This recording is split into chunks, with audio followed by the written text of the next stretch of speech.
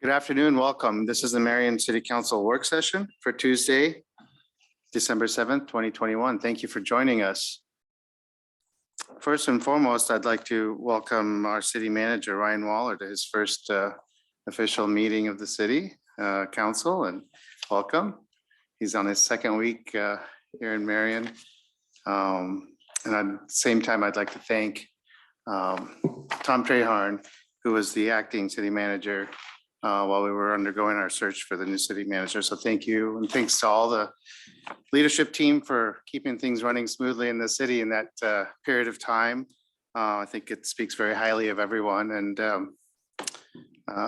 we really appreciate all your hard work and all the work you've done to keep our city moving forward. So, okay. First on the agenda, we have a presentation on the Winter Lights fundraising effort. Do we have anyone here from Marion Leadership in Action? Welcome. To me, Your Honor. Please say your name and address and proceed. Good afternoon. My name is Dan Morgan. My address here in Marion is 320 Isham Drive, off of Alburnett and Boyson. So as the mayor indicated, I'm with Marion Leadership in Action group here, class of 2022, and it's my honor to be here today. Normally, when I work with city councils in my job with Lynch, Dallas, and Cedar Rapids as part of the municipal practice group, I'm coming to the council asking for large sums of money, typically for things that aren't so great. So I'm grateful to be here today to talk about something that I believe is a positive thing for Marion going forward into the future. So the title of our presentation, Reach Higher for the Future, looking forward to what Marion can do. So oops. Oh, next slide, please. Thank you. I'm here beating on the computer. Anyhow, so I'm here to talk today about the Winter Lights program with some specificity and focus on our class project this year, which is not only to raise lights for the winter Christmas lights, but more specifically for a new peace tree for the city of Marion, Iowa. So starting there, I have to talk about where we were. Obviously, for some of you may know, the original peace tree was gifted to the city in the 90s as part of the first Gulf War. It was planted as a symbol of the bright wish for a more peaceful world. And as a reminder, the lives lost, both securing peace, but in the first Gulf War, and of course, those wars that came before it. Actually, the same year that Councilmember Brandt graduated high school, sorry, Will, 1993, the city started its first Christmas in the Park program, and lighting the peace tree was obviously a key part of that. It kind of symbolized the kickoff of the holiday season for the city and the regional area. So once the peace tree was lit, it remained lit throughout the entire holiday season. Both was good for families coming into town and also for Christmas shopping. I know I certainly remember it as a kid here. I'm a lifelong resident of Marion, Iowa. Some of you probably know my dad. Never moved. And I remember coming to Uptown Marion, seeing the tree, being part of that, waiting for Santa. Obviously, we just had that event last Friday. So it's really a big part of both, I think, people of Marion, young and old. So where we are, obviously, as you know, the original peace tree is no longer in Uptown Square Park. In fact, the most recent one was lost to disease a couple years pre-derecho, but nevertheless, it's no longer there. So what we've been doing since then is purchasing a stand-in tree, and that's been wonderful. Kudos to our Parks Department and those that were involved in that with building that platform and getting that tree to serve that role for the time being. While they've done a great job, at least in my opinion, I think in our collective leadership and action group, it doesn't really feel like Marion's tree. It feels like something that's up, it's temporary, and then it goes down, and isn't there all year round. It's not something that people can look at and go, hey, that's something that we are looking forward to in the holiday season. And quite frankly, this picture here you see, that is actually the tree that actually last year's tree that they used in the park. And you notice it's taken at an upward angle, kind of to give you that perception of height. And the tree is, again, wonderful, but as you know, it's not quite as dramatic as we think it should be for the up and coming city of Marion. So where we'd like to go is our goal is to purchase a 30-foot, what's called panel tree to replace our peace tree. And what that basically means is that it's assembled in pieces and can be disassembled into pieces. And it's unlike anything in neighboring communities. And I love my neighbors in Cedar Rapids. I work in Cedar Rapids, but they don't have one. So there you go, at least not yet. I'm sure that once we get this, it'll be something that other communities will probably want to go that direction as well. It'll also not only be an attraction for the city of Marion, but like I said, for the people surrounding the city of Cedar Rapids, Springville, Robbins, Hiawatha. It's something we really think will bring people to downtown Marion, not just for the Christmas in the Park event, but also to, again, kind of give that feel of shopping uptown, eating uptown, being part of downtown Marion, uptown Marion, sorry. The Peace Tree also has other multiple benefits. Like I said, it can be constructed, deconstructed. So in many ways, I would say it's derecho proof. So we'd have it up during the holiday season, take it back down, store it safely away in a city facility where I guess, unless the building itself blew down, the tree would be safe from other storms. Obviously, it's disease proof. It's not going to get dinged by any kind of thing like that. The LEDs that are part of this tree are also very bright and energy efficient. So there's not going to be a huge draw on the electrical grid in the city park. So that's really important. What the tree we're specifically looking at is actually programmable. And I think I don't know if you can click the link and hopefully it won't mess anything up too bad, but there's a link there at the bottom. Maybe I can click it. Oh, maybe I can click it. No, sorry. I have zero control. Okay. Thanks, Seth. Well, anyhow, if it comes up, basically what I mean by animated is, and perhaps if you were in the Christmas park, you might have saw our presentation up there on the Santa line, is that it can be programmed to music. It can make different lights. It can do different motions, circle up and down, which really gives us a lot of flexibility, both A, to get people's attention, and B, perhaps, oh, there we go. So anyhow, you get a general feel for it. I won't let the whole movie play out, but this YouTube video has music set to it, which is playing alongside the video or the tree at the same time. So as you can see, very bright, certainly very noticeable, and gives us lots of different options. And probably one of the coolest things about this tree, in my opinion, is that it can be expandable. So we're asking for a 30-foot tree with an 8-foot star. So approximately just under 40 feet with the current one we're targeting right now, but it's expandable in 5-foot sections, basically up to 110 feet, according to the provider. So if we really want to get dramatic, I suppose there'd be some zoning codes and stuff we might have to consider at that height, but, and also, equipment of what the city has. I think what's the aerial unit, maybe 100 feet, is that the max? Okay, so, and then Parks is telling me they only got like 60. So, limitations, I guess. But anyhow, we are reaching higher with this program. That's why we're coming to you asking for this 30-foot tree plus 8-foot star and hopefully into the future. So what we're doing to help fundraise for this, because obviously that's part of the whole thing. These things are not free. So we're doing a letter campaign out to both local businesses in Marion, Cedar Rapids, the surrounding area, members of the Marion Chamber of Commerce asking for donations towards this program. We will also follow those letters up with direct calls, meeting with local donors. We believe we've snagged a business that's willing to just purchase the star outright, which is about $1,400 for the 8-foot star on top. So that's a wonderful thing. We were at Marion Christmas in the Park. We were doing a show and tell there. We had a booth with several members of our Marion Leadership in Action group. We had a TV set up that was displaying this, and the kids certainly came to it like moths to a flame. I know Will was there. He probably saw it. Sorry, Councilman Brandt was there, probably saw it. And that was made a pretty easy target because then we could just reach down to the kids and say, hey, wouldn't that be awesome if we had that right there? And then, of course, the parents felt compelled to throw a couple bucks in the jar. But along with that were treats that had a QR code on the candy itself. That's a box picture of that there. That parents could scan and go online to donate directly online. So long story short is, obviously, you know why I'm here. So what we're asking is for the city to contribute towards this project. We've raised, last count, just around $10,000 ourselves through our various fundraising efforts. And we really just kicked that letter campaign off in mid-November. So we're expecting we can continue to do that going forward. What we're requesting is a fund not to exceed $30,000, which we recognize is obviously a big fund. We understand that. But we really feel that this is something that can be a big part of Marion going forward and actually be a big part of some of the conceptual ideas and some that have been approved for the uptown revitalization of the Marion Square Park, the 11th Street program or project. And really, this could be a key piece of that, of the plaza, of the possible ice rink, of all the various things and ideas that have come up with that program. And we see this as being a big, almost, quite literally kind of the star in the night to bring people into downtown Marion during the holiday season when it's dark at 4. They'll come up and they'll see this tree going and shop uptown, eat uptown, and just generally be part of Marion. And so I conclude just with some other visions about the tree. Obviously, it's a large tree. We can't just pick it up and move it right away, but it is something that can be moved and disassembled. If there's programming that wants to be done, if we had something out at Lowell Park, a large light walk through all the trails, we can move it out there, or a large Christmas concert that we brought into town. And we wanted this to be a key piece out there by the Klopfenstein Amphitheater.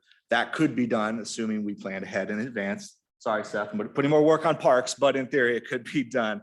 I also see it as being something we can do for cause colors. Like I said, it's programmable. So obviously we would have Christmas lights, but then during the holiday season, after the Christmas park event was done, we could do, yellow for veterans, pink for breast cancer, and so on and so forth. It just gives us a lot of different options, perhaps some fundraising competitions between the respective high schools in the city of Marion. Wouldn't it be fun to see which group could, trigger the tree one year? Santa's great, but maybe one of the groups could win with a yellow and gold Marion fight song, or the, black and red Linmar fight song. Just there's lots of options, I guess, is what I'm getting at. And we hope that you guys would be willing to join us on this adventure in securing this tree for the city of Marion. And at that point, I guess I'll open up to any questions you guys might have. Thank you very much. Thank Any you. questions? Grant, you have a question? Go ahead. Yes, thank you, Your Honor. This is fascinating. And as I typically think about things like this, is there some technical information about the number of lights, perhaps the maintenance requirements for this, storage requirements, foundation requirements that would be appropriate for a 30-foot structure? I guess the thing that I'm thinking about this, as you've represented this, this would be truly an outstanding feature for the uptown or wherever we choose to deploy it. I guess the flip side of that coin is, what are some of the things for its care and feeding long term that we Right. need to be contemplating? No, that's a very good question. Actually, at this moment, you probably know him, but Seth, I'll have you come up here and join me.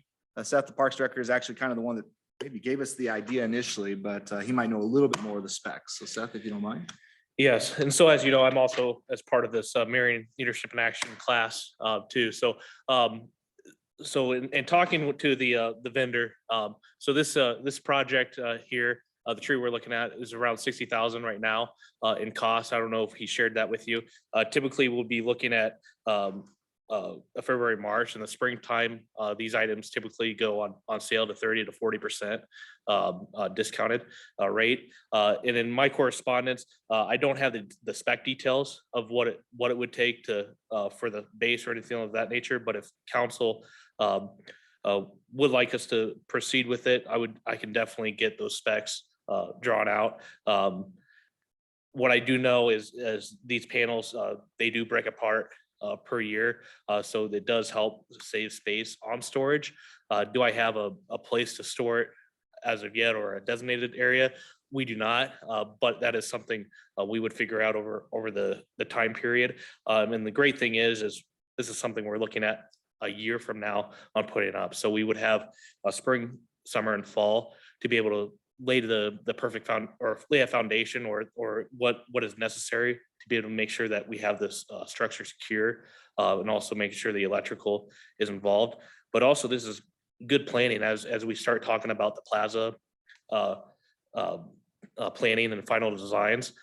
Be able to go towards the consultants and say, hey, we have this peace tree, we'd like to incorporate this, and as far as our as we move forward too. So and one other detail, so we can add additions if future classes wants to add 4 feet. I think it's 4 feet additions that actually adds to it, so that you can actually grow this over time to a desired height of some sort. And as it grows, it actually grows from the bottom, so it actually does get wider.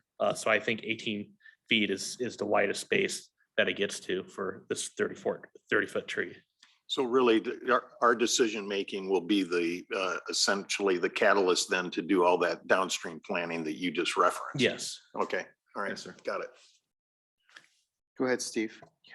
Yeah, so I mean, with what the city's done so far with the Christmas lights on the roundabouts, the Christmas lights that are in the park uptown, I know there's some other lights that'll go in on 11th Street up there. So again, I've had this vision for the past couple of years as we continue to talk about these lights. And we're talking about ways to continue to make Marion a destination place. And so to me, the lights that can be in Marion at the holiday time and maybe even at other times of the year are a great example of an area and how we can invest in something very simple, very beautiful, and really have a reason why people want to come to Marion for all these different events.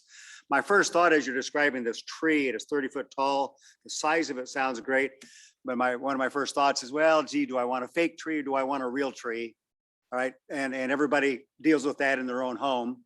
But as I look at how long it would take to get a real tree, 30 foot tall, okay, up there, that is a long, long ways off. So to me, the timing of this would be perfect, given all the work and all the effort that's taken place in the uptown area. That'll take place in another year in the park uptown.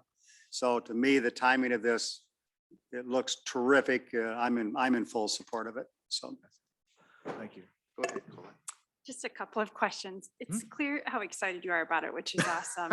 I think that's important, right? I'm And- echoing what I learned on Friday night from the people on Yeah. the Santa line. So And as what Steve said, right, it's so great to see the lights, especially as you stated, gets dark at 4, right? So all of us are out and about. And the idea that we could have this really tall tree and turn it all pink, I mean, it's just super exciting. So a couple of follow-up questions. I think one just sort of where Grant was going is, I understand you haven't done additional work to determine sort of these the questions that he asked, but I think it does feed into the idea of what are some additional expenses that would be incurred by the city. So, right, the time and effort employees would have to take to put it up. Are there additional sort of wiring that needs to happen somewhere in order to have this tree? Is there maintenance on an annual basis? So I think those are things that would help inform the decision-making. Second to that is, if I understood what your ask was, it was for $30,000. Is that accurate? that's correct. Yes. And what, can somebody share with us what we have typically done in the past to support this project? I think last year, the city matched 20. So we, The prior 2 years, it was about 10, I think, is what we did. so we did 10, That- 10, 20, and now and 30 is the ask for this year, in addition to if there's additional maintenance or We would want requirements. to, we 30 would want last to year? match it. Yeah. Yeah. That's the goal. So 30 we gave last year is what I'm hearing. Oh, Okay. okay. That was it. That was in addition to the extra funds that were raised, the 8,000. Okay, Okay. I think in the past, we had 10,000 and last year we had the 20 for the 20, match. yeah. So we did 20 last year, and this year you're asking for 30. Correct. Okay, thank you. yes. Okay, oh, go ahead. Sorry. Just call that talked about, made me think of something with man hours for Parks Department. Do you foresee it being more time spent than what you're doing now with putting up that tree that's up there now? Because that's got to be a task, building the platform and. Well, yeah, I think the biggest challenge with getting, a real tree is, they're all different. And specifically with the base, the one we got this year was really dried out. And we don't really have a way to keep it watered. And so everything's different, conditions are different. And so it's really just dealing with those conditions, making sure that, we're not putting something that could be a hazard that's up there, in dealing with it. And so those are the challenges. I'm not sure if this would actually take more time and not having to deal with it. I can certainly contact a few places that have similar trees, but with it being a panel tree, with like everything we've gotten from this vendor, everything's clearly labeled. Things are typically pretty easy to use. I will say our limitations are going to be pretty much our equipment. Our boom goes up to 70 feet. So really sticking to us, if it ever gets there, 60 feet would be probably the max height he would ever do for a tree. So. Oh, Steve, you have one more question? Yeah, just, can you clarify the cost in the request? Because I'm a little confused, because you're saying you're asking for 30,000, But then Seth came up, said the cost is 60,000, but you anticipate in the spring, it may be discounted by 30 to 40%. So clarify what the 30,000, is that half of the expected cost? Or is 60 the cost today and the cost may be lower, therefore the matching request is lower in the Well, future? I think the request is to be able to purchase a tree, but also to take into account some of those extra things, whether we do need to do electrical hookup or if we need to come up with some sort of storage for it. But we're asking for a $30,000 match. Up to for this. 30,000. Up to 30,000, yeah. Okay, all right. Okay, so Go ahead. It was just a follow-up question that just ahead. was, so I think it would be helpful to understand, totally in support of this, right? But I'm thinking, where does the $30,000 come from? In the past, we've supported $20,000. So where does the additional $10,000 come from? Would be And to helpful. add to that, can someone explain the resolution that's on the agenda says not to exceed 20? I can, Your Honor. Yeah. We had initially kind of talked about the 20,000 with our group.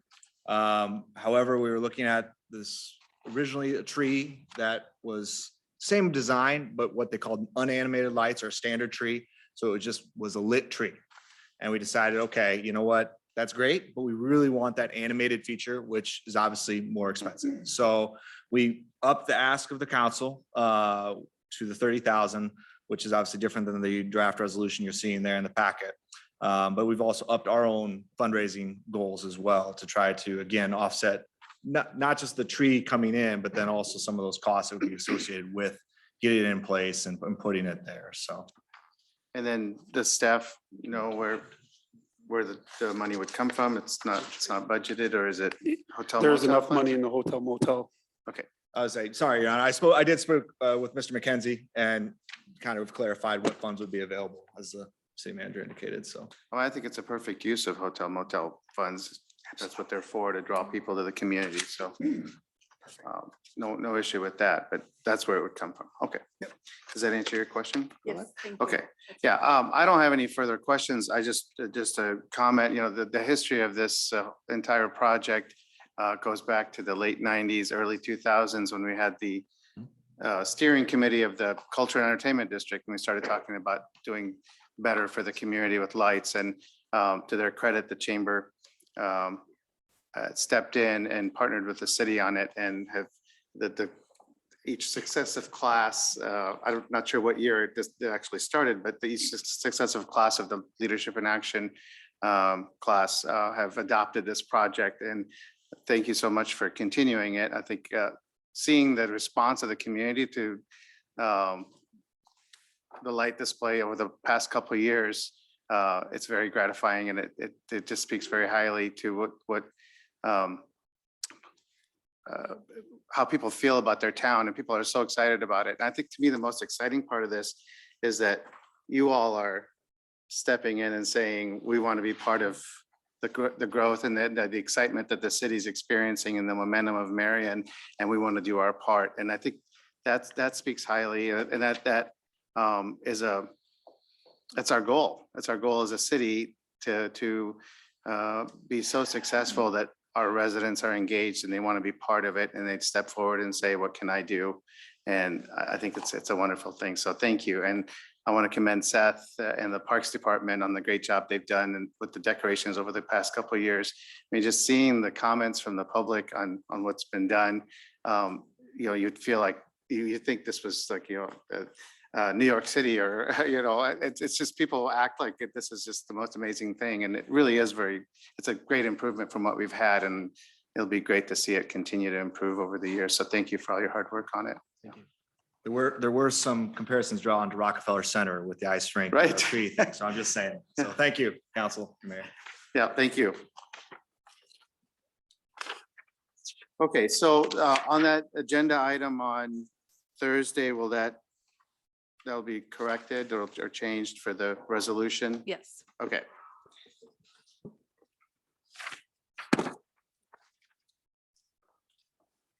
All right, so next we move on to the consent agenda. There's nothing marked by staff for discussion.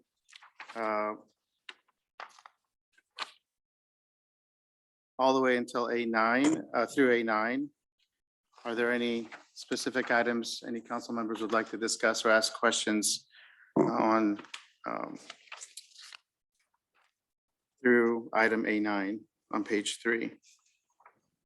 Anything? Okay, we'll move on to A10, which is the motion to approve the project calendar regarding the city's community equity initiative and receiving and filing the recommendations of the task force. Who's leading that discussion? Me, Amel? Your Honor. Thank you. In support of our brand promise, being a great place to raise a family and start a business, and part of our commitment to making sure Marion is an inclusive and equitable community, our police department had implemented a handful of policy and practice changes intended to maximize accountability and minimize potential for misconduct.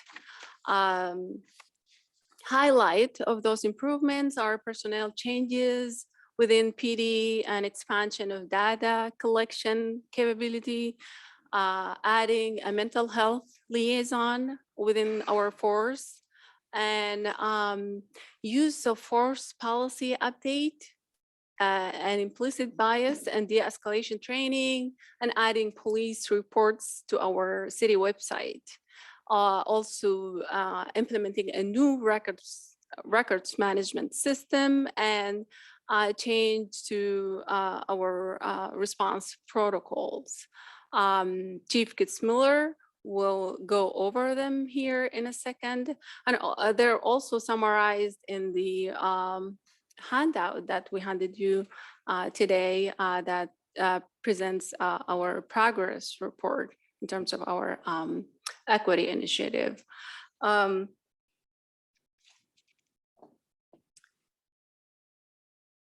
And also today we will be presenting you our community equity task force recommendations. And we have our consultant, Tom Newkirk. He facilitated our task force conversations. He'll be here with us today to answer any questions you guys might have. Chief Kitzmiller, you can take it from here. Can you hear me? There we go. So a lot of the policy changes, we'll kind of start with those. The use of force policies, a lot of these were Next slide. clarifying language that we added to the policies. It was things we were either already doing or that we weren't doing, things that we weren't training, but we thought it was important to make those changes. Again, the de-escalation attempts prior to using force, that's something that we've been training, we were doing. No warning shots. We weren't firing warning shots, but it wasn't specifically in our policy. Limited shooting into cars and vehicles, which is dangerous in and of itself. We added some clarifying language about when you could do that. It was only kind of a last ditch effort if somebody was shooting out of the vehicle at an officer, and then they have to take into account pedestrian and other vehicular traffic that's in the area. Mandated verbal warnings if it's safe or feasible. Again, that's something that we train every year on when we go out to firearms. Placing a handcuffed person in a seated or upright position as soon as they're secured and it's safe to do so. Again, that's born out of the George Floyd incident, something that we were doing and trained. And again, the no chokeholds. We don't block the airway. We never have. We don't train that. We didn't ban it totally because if deadly force is warranted. I don't want to take anything off the table for our officers if they're fighting, but for their life, literally. So those were the clarifying policies we put in. Rachel, can you change that? The duty to intervene. Again, some of these were covered under different policies. We have our officer conduct policy. Officers were always required to report misconduct, but we thought it was important to add that clarifying language. If they observe somebody using force that they feel is excessive, they have to intervene and report it to a supervisor. We did change the chemical munitions and diversion devices. In the past, that had been delegated down to the SWAT team commanders or a lieutenant that was on the scene. We saw protests and riots in other cities where the use of chemical munitions and diversion devices, things like that came into question. So I thought it was important that either Chad or I make that call. And so we know when it's appropriate to use. So we actually changed that policy. We converted all of our shotguns to less than lethal devices. So we wanted to kind of increase our options to using deadly force. We carry patrol rifles already. The shotguns were kind of getting phased out anyway, so we decided to make that change. It was an inexpensive way to do it. In the past, we only had one in each sergeant's car, and now we have one in each patrol car. So the officers have that available to them if they need it. Patrol officers, we tightened up our body camera policy. In the past, the officers could leave their cameras off, which was a problem because when something happened very quickly, by the time they turned it on and then activated the record mode, sometimes we were missing the beginning and the end of an incident, or the beginning of an incident, which a lot of times tells you, kind of lays out the story as to why things escalated to where they were. Keeping it in the standby mode does two things. It makes it easier for them to record. It also, we've synced our body cameras with our car cameras. So if an officer gets out and he doesn't have his body camera on record, say he gets out and he gets into an immediate confrontation, the first squad car that pulls up with their lights and sirens on, it's going to activate every body camera in I think it's a 50 or 150 foot area. So it'll start recording. Once that happens, if the camera was in standby mode, it actually does record 30 seconds before the record is activated. So we get that extra footage that sometimes can be critical in making a decision of whether somebody was doing what they should have been or should not have been doing. We created the mental health liaison position. That was a long process. We started in February of 2020. Took a while with COVID and then the trade show and everything. We've got Brooke on board. She's been with us for just about a year now. We started in January when she actually started, January of 21. Couldn't be happier with the program. We've got, she's done over 100 calls for service. She's done probably 250 to 300 follow-up calls. She's working with the families. She's got the officers involved. We've got a couple of people that we deal with quite frequently, teenagers that we deal with, that Brooke has recruited some officers that if we don't have call outs to that house, the officers are taking kids to hockey games and things like that on their own time. So we've been thrilled with the partnership with Foundation 2. And I think one of the recommendations we're looking at is we're going to continue to monitor and to see whether it's feasible to add another position. Right now, we don't think it is, but we've still got some more time we want to collect that on. And then again, maintaining our use of force documentation review process. Anytime anybody uses force, whether they point a gun at somebody or tase somebody, or they have to tussle with somebody, wrestle or strike, that gets documented. And then it's reviewed. It's reviewed by a sergeant, a defensive tactics instructor, and a lieutenant.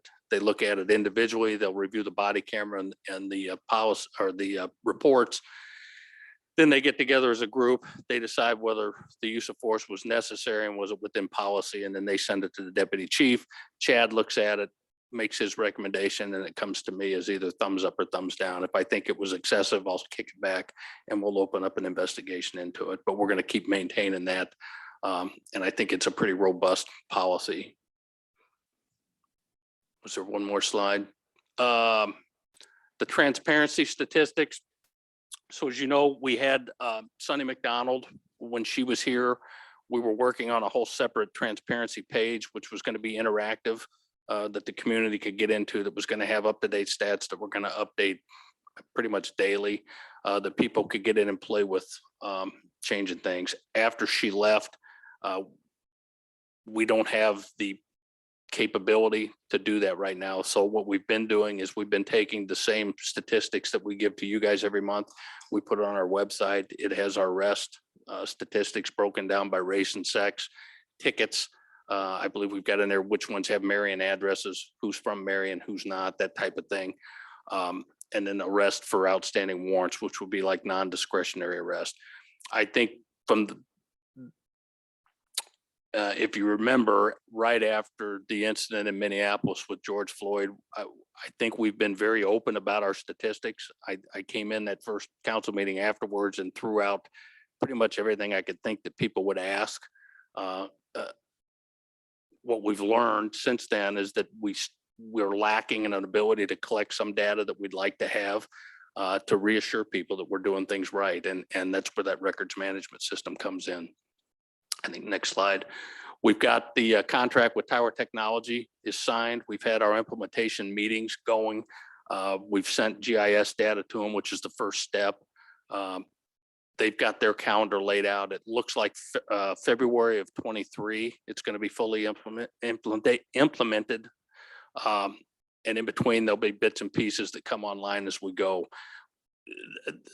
The cool thing about this is it's going to allow us to build in queries that we want to see. So anything we want to see about a traffic stop, if we want to put in information about whether or not we did a traffic stop, and then did we follow that up with a consent to search on the vehicle, or did that lead to an arrest? It's going to be very easy to pull those statistics up, again, to show whether or not we do have a problem, or to reassure people that we are doing things correctly. Again, that's a big piece of it, is the data collection. So we're happy that that's going. I wish it could go faster, but it's a pretty involved process.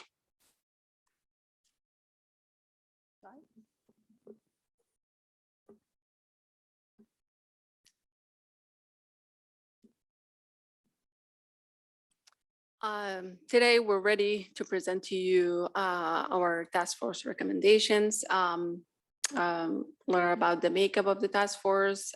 Task force is made out of 13 members, 2 council members, including Mayor Abu Asley and Councilwoman Atkins, and 3 city staff, police chief, city manager, and civil rights liaison. 2 members of the Civil Rights Commission, 2 members of the Marion Alliance for Racial Equity, and 3 community members and 1 business owner. Next slide. The first recommendation is related to policies and practices. Task force is recommending that the city continue to support, or city council continue to support, implementation of changes that chief just presented to you and also reflected in the progress report. Also recommending a review of all city policies, such as personnel policies, zoning, etc. And recommending implementing streamlined approaches to hiring and discipline, and approving funding for training of all staff, boards and commissions, and funding for policing data reporting. Next slide, Charles. The second recommendation is specific to equitable policing. Task force is recommending that the city council continue to support policy changes, review the mental health liaison data to assess the need for additional resources, and recommending support, funding additional training on implicit bias, collecting data for transparency and accountability, and review the need for added accountability measures based on data and public response. Next slide. Second recommendation, B, task force is recommending review the need and efficacy of a review board in 12 months, or when the data becomes available after we implement the record management system and we collect enough data. Task force is recommending that city council revisit the idea of a review board. Next slide. The third recommendation is specific to public education. Task force is recommending that city inform the public to raise awareness and to enhance engagement, including continuing education on the rights of citizens and introducing or informing about city processes and city progress in terms of equity initiative, and reiterate the duty of the city to promote diversity, equity, and inclusion. Recommendation 3, sub B, go back, second. Task force recommending that the city council considers funding for a dedicated staff to be tasked with coordination of equity inclusion efforts, as well as highlighting and facilitating the public's role in ensuring accountability and the continued progress towards equitable policing. Next slide.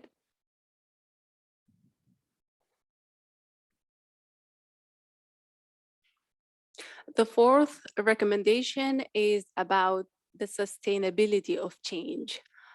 Task forces recommending that as city commit to policy development, strategies and program evaluations, that the city adopt the equity mindset and commit to equity being an evaluative criterion, adopt and integrate the use of a change management framework into all initiatives and operations.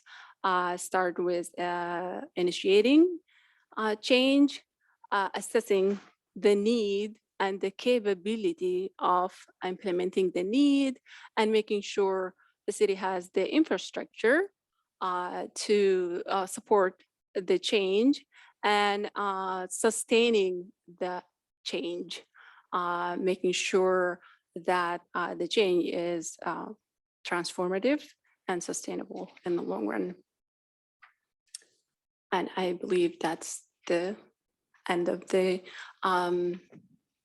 recommendations. I have the consultant here if you want to wrap.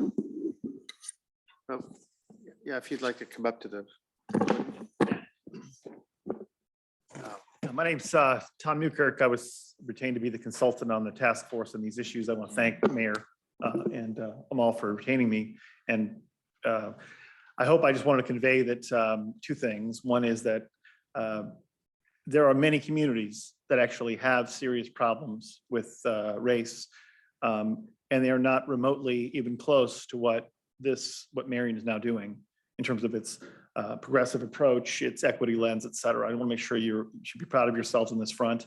I'm certainly been an honor to work with you. The one additional thing I wanted to mention is that these 4 changes, the key is to understand how they overlap and they work together. The policies and procedures of the city to evaluate those for impact, for risks of bias, to train employees on bias. That's one step of the city. Everything the chief went over to show that they're making changes for equitable policing, and then to implement the equity lens as well. This creates a vision where you can ensure that you're thinking about policies, procedures, and practices from an equitable point of view. The other one, the public education, is also important. You're educating the public, not just African Americans, whites, everyone, to let them know what you're doing so that they understand how this all fits together. The sum total of all 4 of these issues is it creates one key force that reduces the risk of implicit bias, et cetera, and that is called accountability, which means that everyone's looking, you're collecting data, you're watching, you've got the chief, you've got the body cams, you've got the data to watch it, and you've got it on the website. That is the only known source of reducing actual implicit bias in our decision-making, is actual strong levels of accountability and training. And you're doing both of them, and you will be doing them extraordinarily well over the next few years. And you have a very committed team, and I've never been more impressed with a group of people in a small community that doesn't have necessarily these problems fit in your face, taking these proactive steps. So you should be proud of yourselves, and I've certainly been honored to work with you, and whatever questions you have for me or others, I'm glad to answer them. Thank you. Are there any questions for Mr. Newkirk or Amal or Chief Kitzmiller? Go ahead, Steve. Yeah, just a question for the chief. As you were giving your presentation, Chief, one question that kind of came to mind is obviously body cameras are an important, very important tool in policing today, as we've seen the benefit that can be derived from those over the past couple of years. So my question is, you kind of described some aspects of our police cameras that I was not aware of. So my overall question is, as far as the level of technology of our police cameras, are they the latest and greatest, or how do they stack up to what is out there today, and what is the life expectancy of these cameras, and how often do they get replaced? So the contract we have with Axon is we get new cameras every 2 years. Okay, They are the latest that they have. Right now, we get unlimited storage of data. They've started where we're purging those after 2 years. If they're not associated with a case, file number, or an incident, they will purge out. But we're happy with it, with what we have. I don't know that there's anything better out there that I've seen. They do make cameras that go on, you can attach them to a pistol, or you can attach them to a taser, but it's kind of overkill because of the ones we have are that good. And I think having the, again, kind of tweaking that policy where we put them into a standby mode kind of ensures that we don't miss anything. And that's my greatest concern, because if you don't have it, people wonder whether it was intentional, and sometimes it's just a mistake. I mean, they are on magnets. When the officers attach them to their shirts, they're attached to a magnet. Sometimes they get knocked off depending on, if they're in a physical fight, but they'll still record. I think it's important that is part of our discussion, part of our record, is that this city has invested in the past in this technology, and you still hear about some towns just getting that technology. So we've been there, we've done that. And so again, part of what Mr. Newkirk is talking about, we continue to invest in what is necessary and do the things in the right way that is necessary. So I appreciate that. Yeah. And with the computer system, the records management system, I mean, that was a big ask. I don't want to say embarrassed to come in and ask for that much money, but I was a little reluctant because, it's $1 million, but it's going to be great once we have it. Yeah. Thank you, sir. Go ahead, Grant. Yeah. Thank you, Your Honor. Chief, sticking with you for just a minute, a couple of things that you brought up during your portion of the presentation resonated with me, and I just have a couple of follow-up questions. Regarding your adjustments to policy or clarifying your policies, what I think I heard you say is that your training was basically training the revised actions, but you aligned your policies to be clear with what you were actually training. Is that right? Correct. Great. And so, as others maybe know, I think what our action in practice ought to be well aligned with our policy basis at all times, so that then that way there isn't some differential between those two, which then opens us up to concern. So I'm glad that that's how you were proceeding, reflecting the training in your policies so that everything was aligned. The second question that I have, and it's regarding the records management system. I think you said that will be fully operational at what time frame? February of 23. February of Be a 23. year from this February. And then when were time-wise, when were you thinking of having the intelligence analyst on board relative to that date? I was looking at the following July. I think that would give us time to start collecting data. And I think then having somebody in there that can really dive into it. I mean, I can do it to an extent, but I don't have the time to do it daily. So I'm just wondering, and maybe asking you to consider staffing that intelligence analyst at a sooner or earlier point in time, so that they can be part of the implementation and cycle of the system. Because if the person possesses an analyst's expertise, they may help with some of the discussions around configuration. So I put in for stipend in the budget. I don't know if we haven't talked about it yet, but for an individual that's already on the department to take on the extra duties as, just for that reason, as we develop this. And that would line that person up, I think, to move into a full-time capacity if that's what they choose. So obviously, we would advertise it, but That meets the objective that I was thinking of. Yep. And finally, Your Honor, just a comment about this total effort. I remember when we first talked about this at some point, maybe late summer of 2020. And I expressed a concern about this undertaking moving in kind of a disjointed, slow and non-productive pace. Because that's, I think, been generally the experience in some other communities for a lot of different forces that have made efforts that you've just completed more difficult. And so they didn't bear fruit, or they've had to take major changes in the scope of coverage that they've been assigned. So I just want to applaud everybody involved with this effort. Your approach, your organization, and your focus to the critical issues that are before us as a community. You commanded all that into an integrated effort that bore fruit. And I just want to applaud you for that effort. Thank you. Anyone else? Okay, I'll just add my own words here. I want to thank Amal for being such a key part of this task force and moving it forward, and everything that we've accomplished. She has shepherded this process from the beginning. So thank you so much, Amal. Tom Newkirk, of course, your work has been your contribution has been invaluable to the process. There was no handbook on how to do this, and we kind of floundered for a little while at the beginning. I think the best thing we did was decide to bring on Tom as a consultant to the task force to help shepherd it through and help us come up with these recommendations. I also want to thank Mayor Pro Tem for co-leading the task force and leading most of the meetings from about June or July on through the end, and she did just a great job in leading the meetings.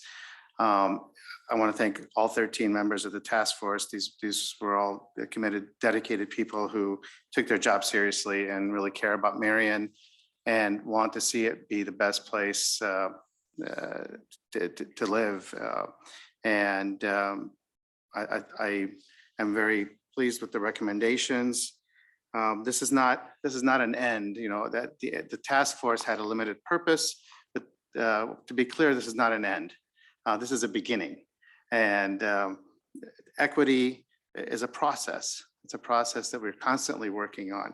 And I believe that, we all want Marion to be a place where everyone feels safe, where everyone feels valued, where everyone feels treated equally, where no one feels that their interaction with the city or city policies are having a disparate impact on them and their lives.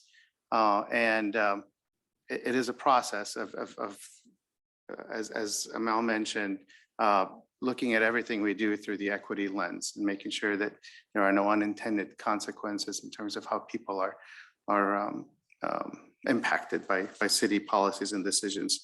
I think this is a great start. I think that this is, of course, we should be proud of everything that we have done so far. I think one thing that we don't really talk about is we have a great asset in our chief. In his former career in the FBI, equity was his thing. So he has a lot of good experience, and I think we have great staff who are all committed to this work. So I appreciate everyone's work on this, and we'll move forward with these recommendations and see where we. And I also wanted to thank the council for approving the $1.2 million investment in the technology, because I think that's the biggest part of this accountability. We can't have the accountability without that. And so thank you to the council for seeing the value in that and for approving it. So, okay. Anything else to add? Chief, anything? Thank you. Thank you. All right, moving on with our agenda. So there will be an item on Thursday's agenda to approve, to receive and file the report and direct staff to develop a plan to implement these recommendations. Okay, just so everyone understands. All right. Thank you. All right, any questions or discussion on any of the remaining items on page 3, also page 4? Nothing is marked by the staff for specific discussion. Any questions on those? All right, on page 5, F3 through F5 are not marked. Any specific questions on those? Okay, we'll move on to F6. Who's leading that discussion? Kesha, welcome. Good afternoon, council. I just highlighted this one because it is a future commitment of funds. This is to the CMPO. This is our annual funding cycle. And so this project, F6, is the Lucor Side Path and Pedestrian Bridge Project. This came at us with a petition last fall. We applied for funds. We got 15% funding. So that gets us into the tip. It kind of gets our foot in the door, but it's not the 80% funding that we typically strive for with these federal dollars. So this is just a reapplication. Last year it was very competitive and a number of projects didn't get full funding. And so I anticipate a number of projects coming back this year for that additional request. Any questions on that one? Familiar with the project? We're not going to argue with you applying for more funds. Okay, rock on. And then the next one, F7, if we're okay with moving on, is for Safe Routes to School funds. And so this was a shift in the last cycle of the long range transportation plan that the MPO updates every 5 years. And so this time they put a certain percentage of funding to go towards Safe Routes to School projects. And if you recall, we do have a Safe Routes to School plan for Marion Independent School District. That's not to say that they couldn't be used in the Linn-Mar School District as well, because we can use them in both. This one specifically is for sidewalk gaps. And so what we did is we did a buffer 1/4 mile out, ideally have the most impact within the heart of the school. And so this one is for Vernon Middle School. And so there were a couple of projects that made the cut that we can apply for, and this is one of them. And so it's a recommendation to proceed. And so that 252,000 is what we'd be asking the MPO for. And then with that leverage, we can go to the state and we can ask for additional dollars, making this again an 80-20 funding project. Any questions of staff on this one? Go ahead, Will. Thank you. So with the Safe Routes to School plan before, there was talk, it was kind of started with doing the trail from campus or building to building. Is that part of this too, or is that It completely is separate? not. When we requested all the projects to be scored and ranked, sidewalk gaps were specifically some of the ones that got scored and ranked, and the trail was one that got scored and ranked. That one is in the fiscally constrained plan, so we could apply for funds with that. But with the last bond that the school passed, is the understanding that Starry would go away and new elementary Parkview would be built in another location.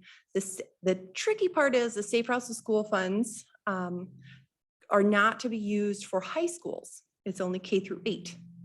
And so that's I can't say I go along with it either, but that is the powers that be at the state. And so it is for K-8. So that is Vernon, Longfellow, FMI, and then in schools in Linn-Mar as well. So with that, I couldn't in kind of good faith continue the entire trail down South 15th Street when those knowingly in a couple of years, we have a new elementary. Wasn't it going to be a trail also going over to FMI? Yes, that was part of it. Can that still be done though, since that's obviously It could. 3rd and 4th grade? So BPAC made the recommendation to do the sidewalk gap infill because last year that what got the funding last year through the MPO and what got the most discussion. That's not to say that we couldn't apply for funds to do the rest of the trail from 15th Street down to First and then over on First. To do that as well. That'd be the council's discretion. The one It's- last question.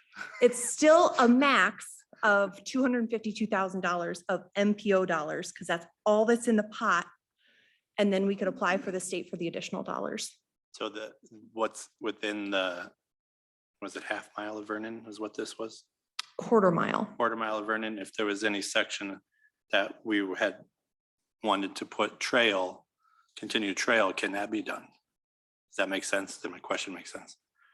So the That- section like where it ended on 15th, Right. the trail section, The where thing we is- want to is continue it, if this- it's within that range, that quarter of a mile, can it be continued with this money? Unfortunately not, because it is this project is sidewalk gap, literally where there's no sidewalks. And where we're Okay. putting in the trail, there is existing sidewalk. Thank you. Go ahead, Grant. As, I'm looking at the diagram that you provided in the packet that shows the gaps that surround Vernon Middle School. Has there been a similar gap analysis around all elementary schools in Marion? Yes. And so that was completed with the Safe Routes to School plan, and we've kind of verified what gaps still exist. Where I was, I guess, trying to connect some dots, that might almost be applicable in this case, is I'm thinking back to the Lucor Road pedestrian bridge and that work. Previously, I had commented about the section of sidewalk that is absent along Indian Creek Road to the northeast of Indian Creek School. Has that been analyzed in that area for sidewalk gaps, and is that factored into any future planning that the MPO would be potentially granting funding for? That would have potentially been in the Safe Routes to School project. So it would have been a quarter mile of Indian Creek Elementary School. So that would have been an applicable school, applicable distance. And so that would have been submitted. It just didn't score high enough to make it into the fiscally constrained plan. So Okay. we throw all of our projects in there to the vision. And then once they get scored and ranked, they make it into this much smaller list of the fiscally constrained plan. So that one, it was probably in there submitted. I can't say for sure because there were a number of them, but just didn't make what we can apply for. Yeah, I guess if we continue to move through this application cycle or repetitive application cycles, I would just like to see that one be reinitiated for MPO consideration if possible. And then So, I believe- and that's, we don't need the details tonight. I'm just wanting to put down the marker that we not lose sight of that, because there's just a gap there for kids that live in nearby neighborhoods. And so part of that could be the Complete Streets Initiative that was part of the Long Range Transportation Plan. Mike, I feel like Indian Creek Road up to Tower Terrace is in the fiscally constrained plan. Do you recall? That section I don't believe is, Okay, I think we had 10th Street was a fiscally constrained plan, and there was one other one. not for trails, for roads. Yeah, Okay. So We could double check, because if that would be in there for roads, naturally you can put in the side path as part of the Complete Streets project, but yeah, and I think Lindale and West 8th was a street project, and it Mhm. might have been 10th Street, might have been another street project, but that area was not. okay. Well, there's, in my mind, without prolonging this, there's a huge amount of logic to get the Vernon Middle School sidewalks filled in. I'm just thinking about some other areas through whatever mechanism we can also get some coverage, just for the very same reasons that Vernon Middle has. and So- sometimes if it is part of a reconstruction project, we can work in some of the side paths or sidewalks with the road construction, but in this case, It's, the roads aren't up Different. for reconstruction, we'd Right. just be looking at sidewalks. And sometimes they may not score well through the CMPO, and it might be something where it just becomes a City of Marion CIP project if it's a high priority as well. got it. Thank you. Okay, other questions for Kesha? Or comments on this, or any clarifications we need? All right, thank you. Okay, moving on. The remaining items on page 5, none of them are marked. Any questions on those? Okay, page 6, down to the regular agenda. Any questions on those items? Yes, Your Honor. Go ahead. Yeah, this concerns community development, item F1. And it's the work that HDR has been doing for consulting on our airport projects. Just a question there. And Tom, I think this is for you. We had some discussion, I think, at our last cycle of meetings, or maybe it was prior to that, about having HDR provide us a little bit of progress report relative to what's driving their expenditures. In other words, what did they do in the period from one billing to the next that warrants warrants this progress payment? And I didn't see that there. And maybe, I guess, really what I would like to just say is that if we continue forward with their consulting work on the airport, I'd like to make it a requirement in that contract or that extension that they give us those incremental reports. Yeah, so, I mean, I think innately, I think I understand what they have done and I appreciate what they've done. I would just like to be a little more formal about our request of asking for a bit of text regarding the justification for that incremental billing. Sure. Thanks. Any other questions? Okay. Okay. So then the regular agenda, administrative services, item A1. Right? I don't have anything else to add to this one unless you have any specific questions regarding the, we've been over it a few times, but I did want to highlight it just in case you had to receive comments and you want to address any of those questions. Or Any questions for Dave? I would note that Councilmember Gadela is with us remotely, so. None?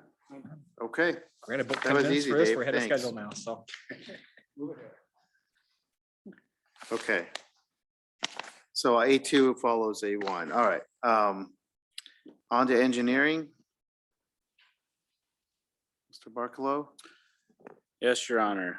So E1 is the 28E agreement with the city of Cedar Rapids and the city of Marion for Marion Boulevard. This project is to fix the rough section of the road from Collins or Highway 100 to Armar Drive, staying out of the intersection of Armar Drive.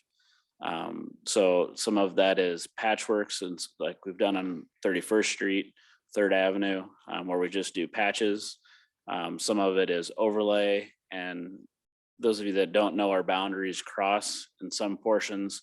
All of the road is Cedar Rapids, some of it's Marion, sometimes it divides down the center.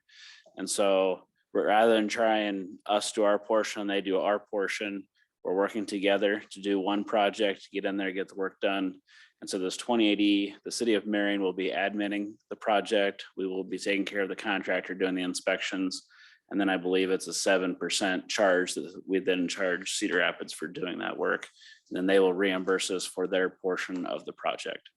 So after the city of Marion and city of Cedar Rapids approve the 28E, at the next council meeting, we would have the project calendar to then release the plans, get bids, and get the project going in the spring. Much needed. Yeah, thank you. Go ahead. Yeah, much needed for sure. I just drove that a couple of days ago and thought, man, we really need to fix this area. Anyway, my question is, so there's the potential, or I'm not sure exact status of that, the old Hames property being redeveloped. So if the road's gonna get redone in front of that, is it potential for it to have to be redone again for the arm or Twixtown to get revamped or anything, or is that just too far out still? So basically what they would do is they would add a driveway either at the existing, I mean, it's kind of all one driveway along that property, but likely the curb and gutter may be fixed, but this is the actual patching in the street. So there might be some curb work that has to be done with that, but I don't think we want to wait. Sure. So nothing is gonna get done that's gonna have to get tore out to get redone. with that potentially. Correct. Thank you. Okay. Good question. Any other questions? Okay, E2, Mike? So E2, our annual storm sewer program. So this year it's all drain tile. We did have several bids for this project. You can see Midwest Concrete was our low bid at $109,212.50, 91.78% of the engineer's estimate. Has a late start date of 8/15/22 with 30 working days and $300 per day in liquidated damages. And we are recommending that approval. So it'll be a public hearing and award of contracts on Thursday. And then the following council meeting, it will be the actual contract and bond. Okay, questions?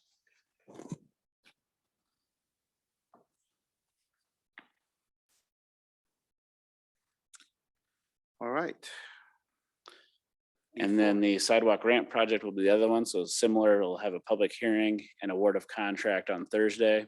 So this one, we had 4 bids, the low bid coming in from Boomerang Corp at $133,318.00, which was 92.13% of the engineer's estimate. Has a late start date of 6/13/22, 50 working days and $300 per day in liquidated damages. And there's a very detailed bid tab in your packet as well. Okay, questions on that?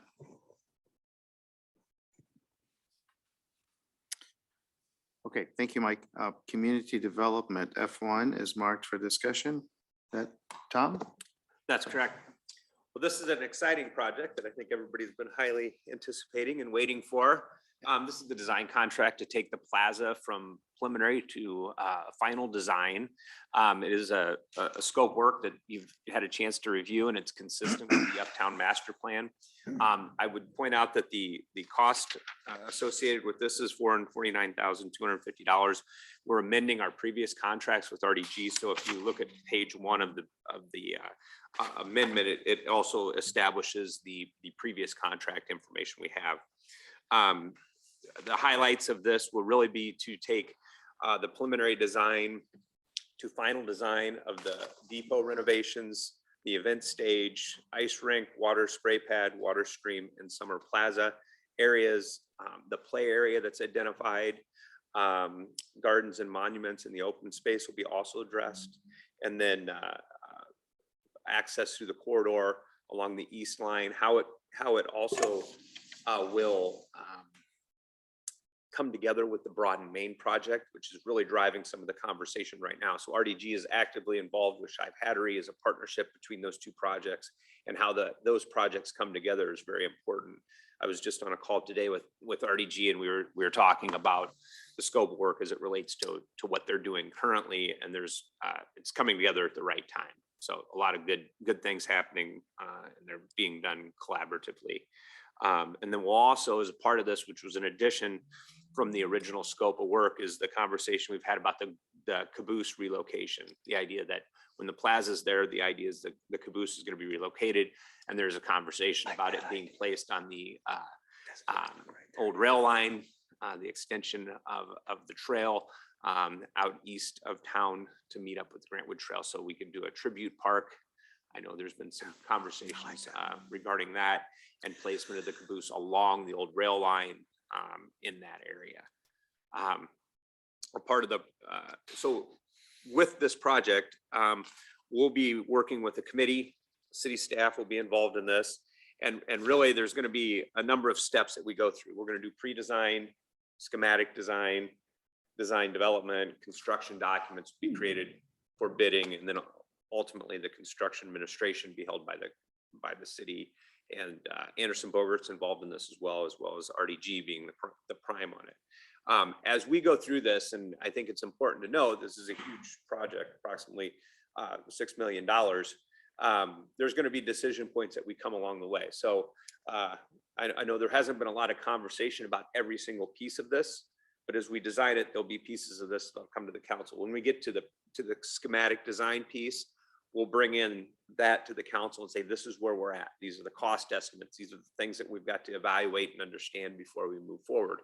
If any of those things are pulled back, or there's desire that, hey, maybe this needs to wait, Those conversations will be had and move the project forward with the consultants. So there are opportunities along the way to have further conversations and details discussed as we move through the process. Okay.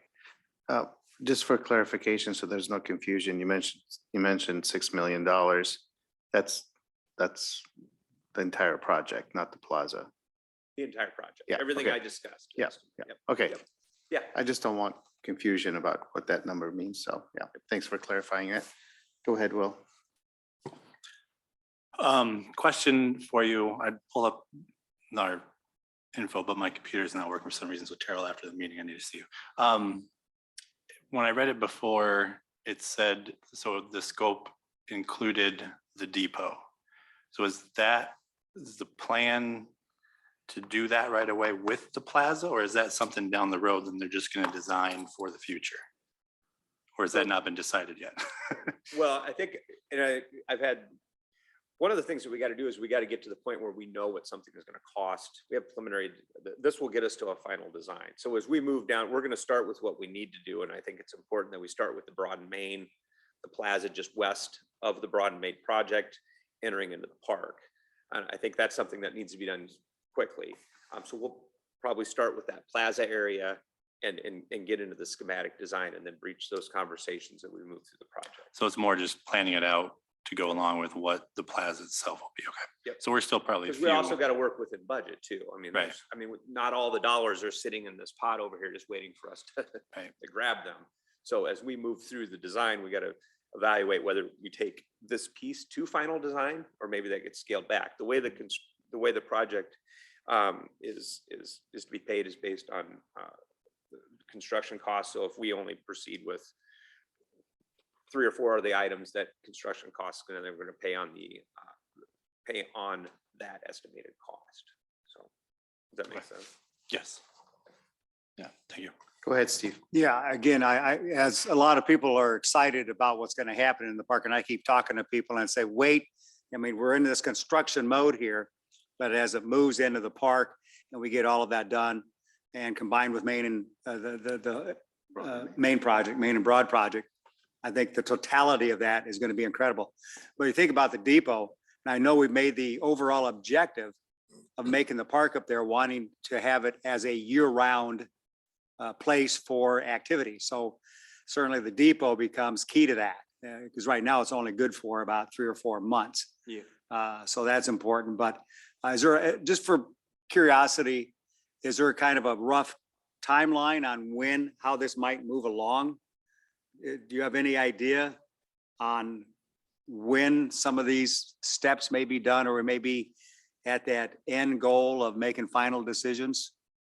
So the idea is that we'd be, and this is preliminarily. because I this is a understand. Massive, this is probably one of the larger, it's easy to build a street. We built a lot of street. I say it's easy. Oh, That was pretty harsh, but yeah. easy to build a street. We build them all the time. Oh, right? you're gonna eat But those when you're words. talking about a community space that has art and Yes. even the playground's not a traditional playground. It's proposed to be a piece of art that kind of operates in both regards. So these are going to take time to put together, but ideally it would take, we'd be in a good year of doing of the design, Okay.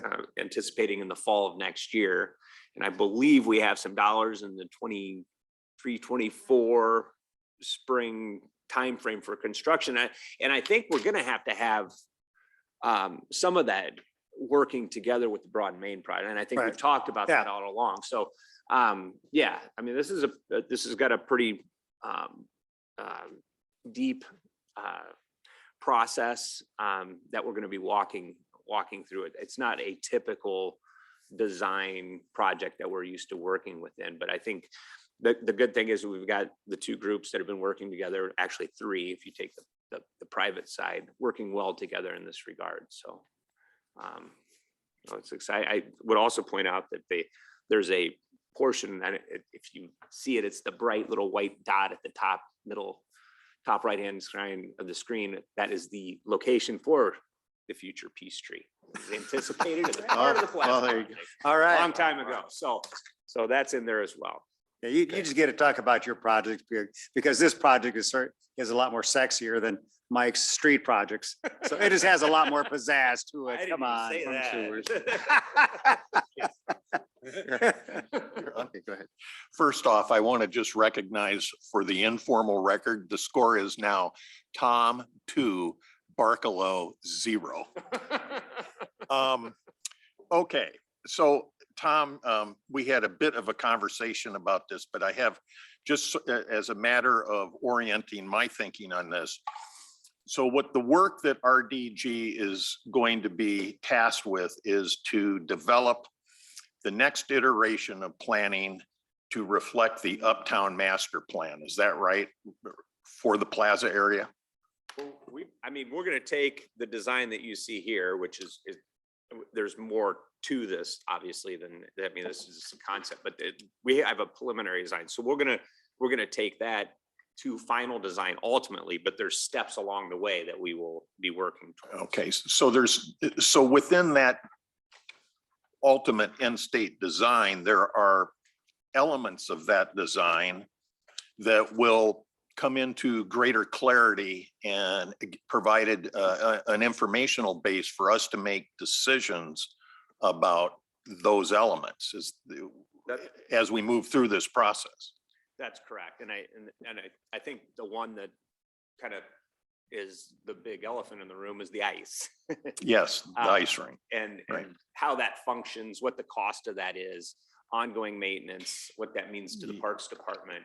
And I think those are evaluations that we'll have to know and understand as we get into the project. Because I mean, I don't think anybody in this room nor RDG, they go out and they find the people that build these things, and then the conversation is brought to the city, and that conversation is had during and as a part of the design process. So as part of the memo that you've provided us, I think in RDG's scoping document, one thing that was not included, and I think they said this, is life cycle costs. But I think life cycle costs are going to be a very important input for decision making relative to the ice rink.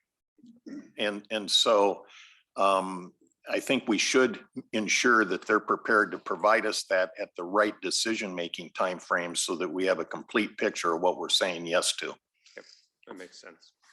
I think one of the reasons the depot has been brought into this at the beginning is because any of the facilities, the refrigeration, if it's that style of ice, it's always been discussed that those facilities would be placed in the depot and a part of that design. So I think they're tied very closely together.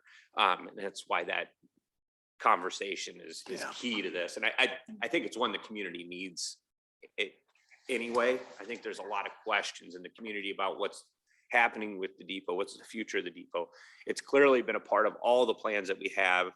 I know there's folks that are concerned that it's going away. I don't think it's going away. I shouldn't say I don't think it's going away. It's only going away if you guys decide it's going away. How's that? No chance. So I think it's key that is kind of described as we move through this process, and it's considered in a part of it. So. Okay. Thank you. Anyone else? Okay, looks like we have one final item on the agenda for this evening, which is the update on the YMCA and the city's partnership. We have Mr. Sashelm. Good evening. There was a request to come forward with just an update on our current partnership with YMCA. And so wanted to give that briefly to you today. Just so you know, there will be future updates as we get the advisory committee together and if there's items that need to be brought forward towards council. So real briefly, within the packet, we did include the MOU agreement or MOA agreement with the YMCA and the city. So just some highlights from that. The city allocated $7.3 million towards the facility. As part of this agreement, the city will name the facility, which we did, the Marion YMCA and Community Rec Center. is the current name. And then logos will be present on the building. There is no City of Marion logo on the building. I will say they are working on signage for the name of the building for both interior and exterior. And I believe they've worked on ordering those signage, and there's delays on those. The advisory committee would be formed, which we've gotten that committee formed. Our next meeting is set to be the start of January. Just been complications with COVID, and then also knowing what we're doing for programming for the facility. We did get bylaws for those for that committee formed. The YMCA and city will offer enhanced programming to the community, utilizes the new facility and existing city park facilities. And then also some of the highlighted items too, some of the benefits that Marion residents get, the unlimited guest passes for members living in the zip code for guest members. They are currently not doing those because of COVID and the pandemic. They have had conversations on those, but not knowing with the situation with the pandemic, they haven't pulled that completely done those passes. There's also a discount for Marion residents, 10% within the first 5 years, within the first 10 years of the city opening. And then anybody that needs financial assistance to pay for a membership or a program, the YMCA offers that. I will say the YMCA offers that to everyone, but they did just call that out for Marion residents within the agreement. Next slide. So we do have the advisory committee. So the advisory committee is made up of 3 folks selected by the city, 3 folks selected by the YMCA, and then there's a joint member that's decided both by myself and the YMCA CEO. We've met once as a committee. We did have a second meeting scheduled, but we did not have enough to form a quorum. But we did, from that meeting, we do have written bylaws for that committee that's sent out for them to approve at the next meeting. The goal of the next meeting will be to review current offerings and fee structures. So we've been pretty much doing programs as since the pandemic. There hasn't been really some normalcy that we've seen in the recreation, and so we've been stringing things together, working with their recreation staff and ours on getting things together. And so one of the strategic goals we have as a city, in one of the objective, is to have a full catalog of the programs we're offering, what our partners are offering, and making sure that they're not overlapping, we're not competing, and that we're offering the most to the different target audiences and then the types of programs we are. One instance would be for basketball. When we talk about basketball, you can run basketball programs for the toddlers to school age kids to teens to young adults. And then there's also all different types. You got your instructional, your camps, your recreation leagues, and your competitive leagues. And so we just want to make sure that, if we have those programs, that we're not competing for the same type, but maybe we're missing or gapping on another. And then anytime we do have updates for the committee, the advisory committee, they meet on they should be meeting on a quarterly basis or as needed. And if there's updates, they're supposed to bring those forward to city council and to the YMCA board of directors. Next slide. So our rec staff and YMCA staff, they've been working pretty closely together over the past couple of years. Most recently this past year, they've been meeting once a month, coordinating on what we're doing for dealing with the pandemic, some of the restrictions that we're doing for the programs, from mask to no mask, what capacity we're doing for programs. And then as of lately, they're starting to meet twice a month as we start gearing up, starting to see some normalcy. We're doing basketball programs together right now, using shared spaces for both the YMCA gym, the school gyms, and also some of the park spaces for the outdoor use. The pool, the city utilizes around 30 hours for the lifeguarding classes at this time. And then in special situations, sometimes we're able to utilize their indoor pool if the outdoor pool is shut down temporarily. This typically happens during a fecal contamination, something that's unexpected. Next slide.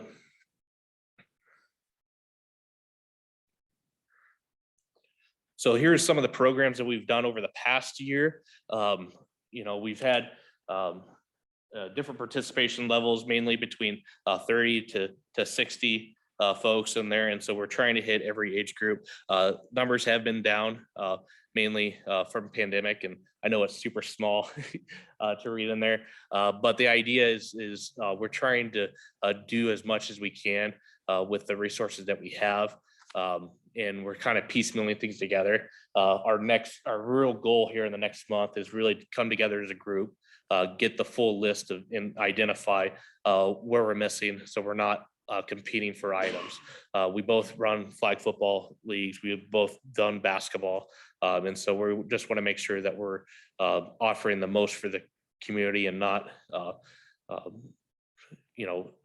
competing and trying to. Since now we're working as a partnership, we have more staffing resources to be able to focus in general areas and focus on quality of programs. They do a lot of the adult basketball. We did add in a drop-in pickleball, which is something new. So you don't need to be a member. Anybody can just come into the Y, pay a $3 fee just to go in and play pickleball during I believe it's Tuesdays currently.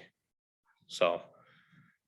And then we've also been able to utilize for some of those outdoor, and these are all programs that we've done just indoors.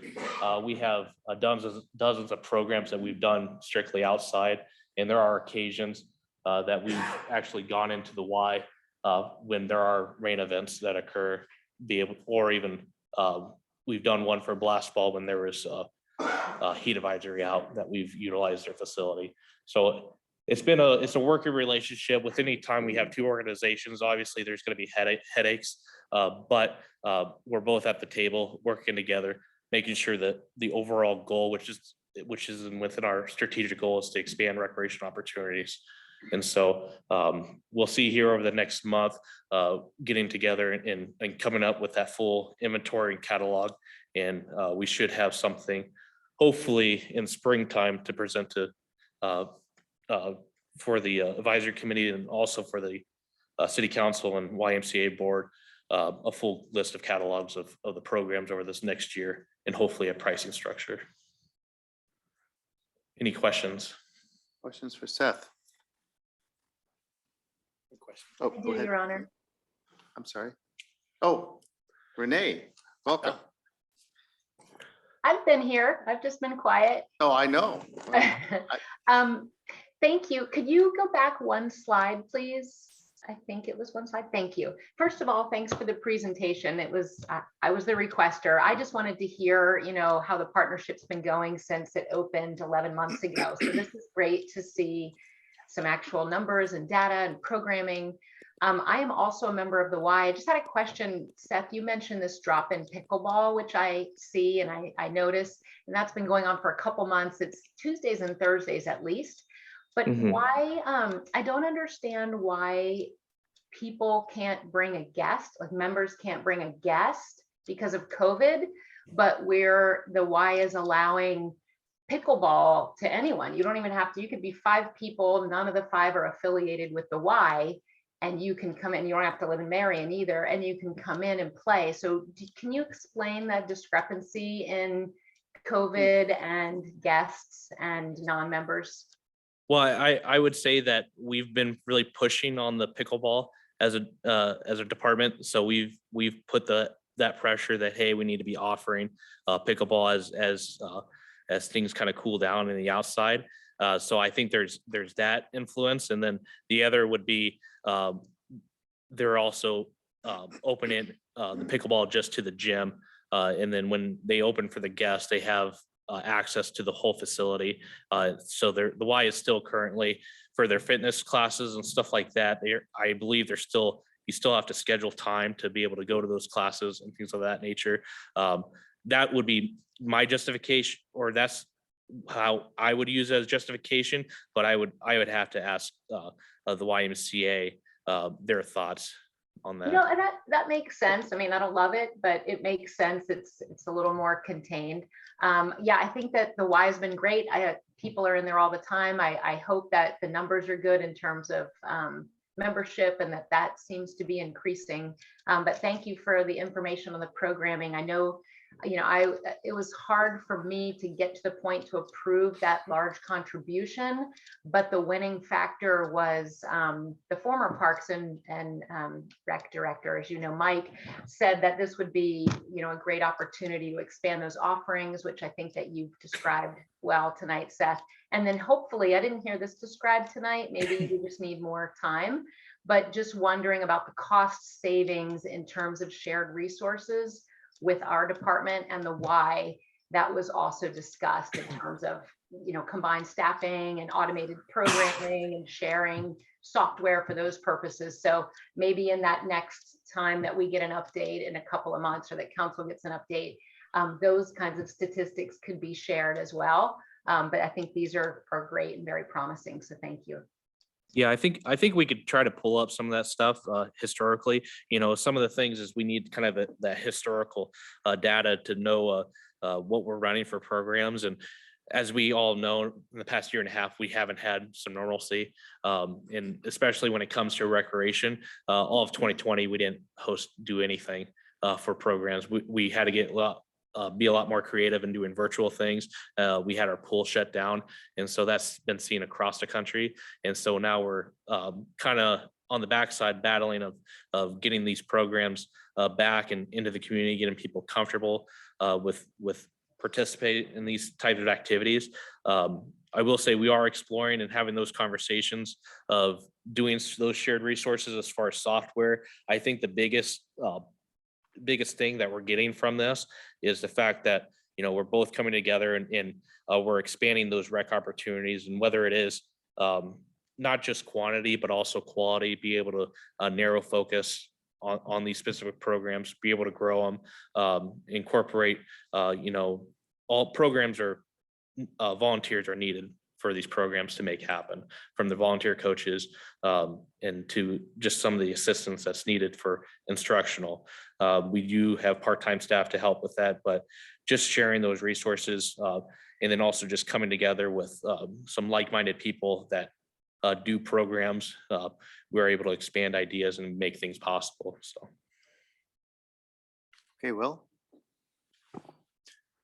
First, thanks for your presentation. I appreciate the update on that, what you shared with us. But and this might be a question for the CEO of the Y. Maybe you have the answer. But with the drop in for Marion residents, was there a sunset date with that, kind of like with the discounted membership, or is that going to be ongoing? And the reason I ask is because you're talking about the guest passes. Yes. No, there was no sunset in the agreement. You know, and it does establish a pricing fee in there. Right. I don't think there wasn't any sunsetting for that specific item. They just talked about the discounting sunsetting for that. Right. Okay. Which is good, since the first year, no one's been able to get a guest pass. Yeah. Where it's supposed to be our rec center for the city too, not just the Y. So it'd be good for that to open up for guest passes or guest passes for day passes. Well, and the general goal is, and we're working on trying to come up with too, you know, we've seen the Y with the location, you know, now we're seeing this kind of after school hub going there. Kids are going there after school walking. So there's going to be more opportunities to be able to look for some after school programming, and there's potential grant money out there to be able to do those types of things. And so we'll explore those opportunities, but you know, there's going to be opportunities for programs such like the pickleball to be able to work with the Y and say, hey, you know, let's do this program instructional, have a drop in. So, you know, people still have access to be able to do those instructional types of things and not have to pay for a full membership. And that's a benefit I don't think I called out in here, is that the programs that we're doing, we're not doing non-members and member fees. Marion residents pay us one fee to do these programs. And so, you know, they don't need a membership to take advantage of the discounted program fees. Okay. Good. Steve? Yeah, when we were talking about making that investment as a city, one of the other things we were looking for is targeting certain groups. And I think the senior group was one. We specifically had discussions about is that this new facility would help bring in that senior group. And again, I used the downtown facility, I used the Marion facility at different times. But clearly, if you go through that facility now, you see seniors in there everywhere all the time, using the aerobic machines, the weight machines, which is great to see them on that. But you talked about pickleball. There was no pickleball going on in Marion before. Last 2 times I've been in there, there's 6 courts going with 4 people on each court and people waiting to play. And that's Monday, Wednesday, Friday morning. So I think if that was one of our objectives that we had to target the senior group to make this facility more usable by them, I think that was mission accomplished. So. Well, in the senior group too, you know, we talk about a vulnerable group from the pandemic, and right now that's been one of the programming standpoints with us that has been the slowest to come back, and we still don't have Encore Cafe at the A&E, and we're looking at maybe now it's been moved back to the start of the new year in January. And so as those things start picking up, you know, we do talk about those opportunities. You know, they have a great lobby space and a cafe area that could possibly use kind of a hangout or a hub for those senior activities. And that's very important for those groups to get out and have those social connections and stay active in some sort of fashion. Okay, anyone else?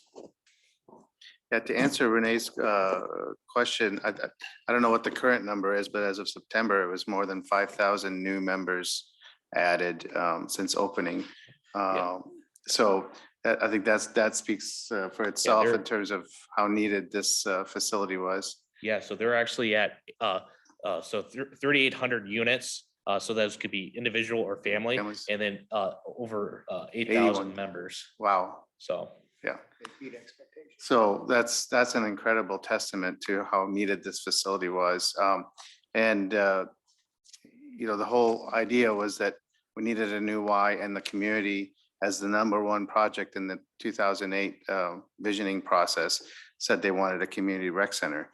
So partnering with the Y made sense. So we're not duplicating facilities, and we're really just about serving people and giving them the best opportunities and the best options. And I love when we partner and when we collaborate, because it produces much better results. And this is I think a model for other cities to follow. The name is very appropriate. We spent a lot of time on selecting a name and got a lot of ideas and a lot of input from the community, but ultimately I proposed that name because I think it just says what it is. It is the Marion YMCA and Community Rec Center.